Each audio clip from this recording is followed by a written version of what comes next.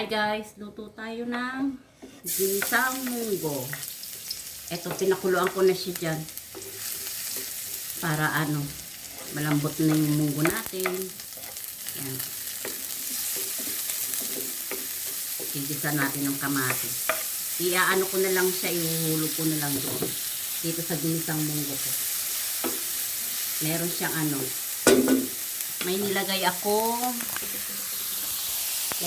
ang papaya. Ay, naluluto na siya, no? Ayan, aking ginisang munggo. Tapos, gigisa ko lang tong sibuyas, kamatis, bawang. May mga na yan, may mga sangkap na siya, guys. May mga sangkap na. Tapos, ilaglag na natin dito yan. Gigisa ko lang siya. Ilalaglag na natin sa dito sa aking niluluto. Ayan.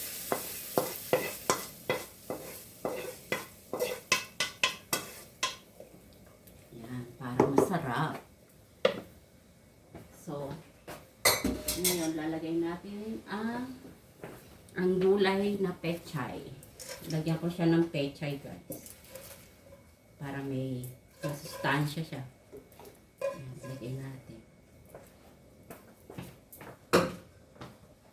Tapos tsaka haluin ang ginisang munggo. Papakuluan ko na lang to, guys. May timpla na siya. Masarap na to. Isang kulo na lang yan. Ayain ko na ang aking munggo. Yan ang aking munggo.